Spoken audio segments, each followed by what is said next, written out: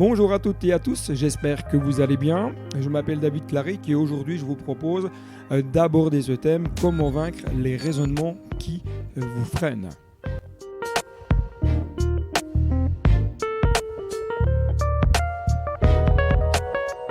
Comment vaincre les raisonnements qui peuvent vous freiner? C'est le thème que je souhaite aborder avec vous très brièvement parce que suite à une question que j'ai simplement posée sur Instagram, la question était, est-ce que votre marche avec Dieu, est-ce que votre vie de foi est-elle difficile? Et quelqu'un a répondu en disant, bah oui, effectivement, ma marche est difficile parce que j'ai le sentiment de ne pas être au niveau. Alors la question, elle se pose, qu'est-ce que nous entendons par être au niveau? Qu'est-ce que c'est que d'être un bon chrétien ou une bonne chrétienne? Alors, simplement, je me suis dit qu'il était peut-être intéressant de faire une courte vidéo sur ce sujet parce que de nombreux faux raisonnements peuvent nous freiner dans notre vie de foi. De faux raisonnements peuvent nous bloquer, de faux raisonnements peuvent même, en tout cas, nous égarer. Et l'évangile de Jean nous rapporte ceci au chapitre 8, verset 44. Lorsqu'il profère le mensonge, donc il nous parle à ce moment-là du diable, c'est Jésus qui parle, il parle de son propre fond, car il est menteur et le père du mensonge. Jésus est en train clairement d'identifier le cœur profond du diable, ce qui l'anime. Il est le père du mensonge. Et ce qui peut bloquer notre vie, votre vie, ce sont toutes ces paroles mensongères qui vont parfois surgir dans votre esprit, qui viennent dans votre esprit, qui viennent alimenter votre quotidien tout au long. Et ça, c'est une réalité que vous devez absolument garder dans votre cœur tout au long de votre vie.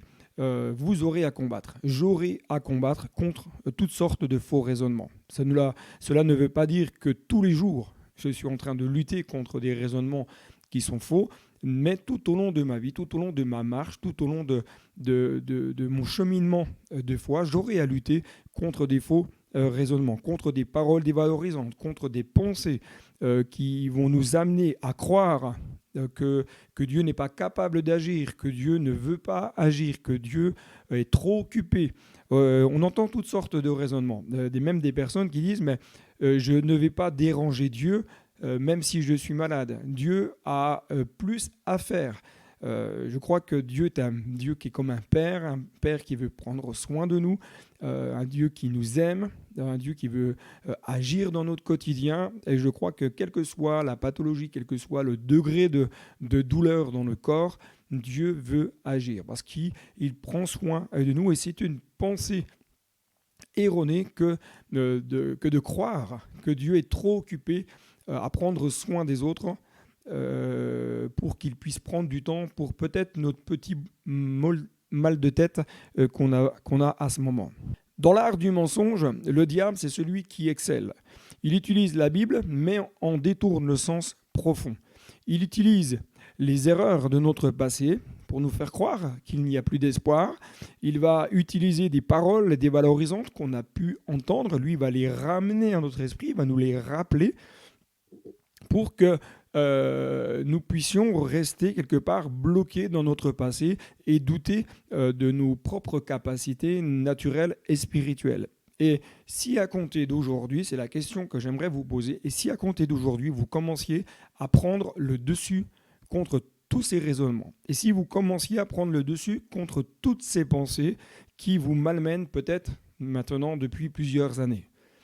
L'apôtre Paul va dire dans sa deuxième lettre aux Corinthiens, chapitre 10, verset 5, « Nous renversons les raisonnements et tout obstacle qui s'élève avec orgueil contre la connaissance de Dieu, et nous faisons toute pensée prisonnière pour qu'elle obéisse à Christ. » Notez bien ceci, il vous appartient de faire taire toutes les pensées qui viennent vous bloquer.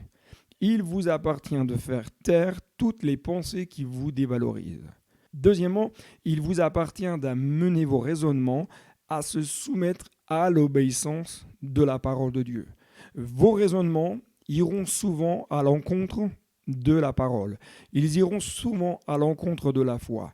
Et il vous appartient d'amener vos raisonnements à se soumettre à la véracité de la parole de Dieu. Parce que ce qui doit prédominer dans votre vie quotidienne, dans votre vie de foi, c'est la parole de Dieu. Alors, premièrement, si vous voulez commencer à vaincre de tous les raisonnements qui vous malmènent et qui vous freinent, premièrement, apprenez à prendre autorité.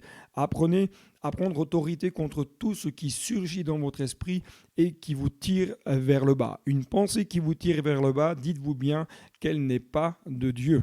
Une pensée qui vient vous tirer vers le bas n'est pas forcément une pensée diabolique. Il faut bien avoir un équilibre sur ce sujet-là. Mais même si c'est une pensée qui est liée à votre éducation, qui est liée peut-être à des choses, à des erreurs que vous avez pu commettre par le passé, vous avez en tout cas cette autorité qui est en vous, puisque Jésus est en vous par le Saint-Esprit. Et il vous appartient de prendre autorité contre toutes ces pensées, et qu'elles soient naturelles ou spirituelles. Vous ordonnez à ces pensées de se taire, et si elles sont spirituelles, vous ordonnez à Satan et à ses démons de partir. Deuxièmement, apprenez à déclarer la parole de Dieu telle qu'elle est écrite. Proclamer la parole de Dieu, c'est déclarer tel un héros qui allait comme un émissaire, allait au village annoncer la victoire qui venait d'être acquise. Et lorsque vous déclarez, lorsque vous proclamez la parole de Dieu telle qu'elle est écrite, vous êtes ce héros qui déclare non pas quelque chose qui va arriver, mais quelque chose qui est existant. Vous déclarez la victoire sur votre difficulté, vous déclarez la victoire sur une addiction, vous déclarez la victoire sur une maladie, puisque toutes ces choses ont été acquises par Jésus à la croix et par sa résurrection. Troisièmement, déclarez sur votre vie que vous êtes enfant de Dieu et que vous êtes sauvé par grâce, que vous êtes fils et fille ou fille d'adoption. Il est important que vous puissiez vous positionner en tant qu'enfant de Dieu. Vous êtes enfant de Dieu, vous êtes assis avec Christ dans les lieux célestes. Vous avez une position de victoire, vous avez une position de conquérant, et il est important aujourd'hui que vous puissiez déclarer dans votre vie qui vous êtes en Jésus. Alors aujourd'hui, vous avez la possibilité de laisser derrière vous tous les raisonnements qui vous malmènent depuis plusieurs années. Des raisonnements mensongers afin de démarrer une vie nouvelle avec l'aide de Jésus et de la puissance de son esprit. J'espère que cette vidéo vous a encouragé. Si vous avez aimé cette vidéo, n'hésitez pas à liker cette dernière. Si vous n'êtes pas abonné, abonnez-vous à ma chaîne, cliquez sur la clochette pour être alerté des prochaines vidéos et n'hésitez pas à cliquer sur partager à vos amis, à vos connaissances sur les différents réseaux sociaux afin de bénir le plus grand nombre, et surtout n'hésitez pas aussi à me laisser un commentaire en bas de cette vidéo. Que Dieu vous bénisse et n'oubliez pas, le meilleur est devant. Bye bye.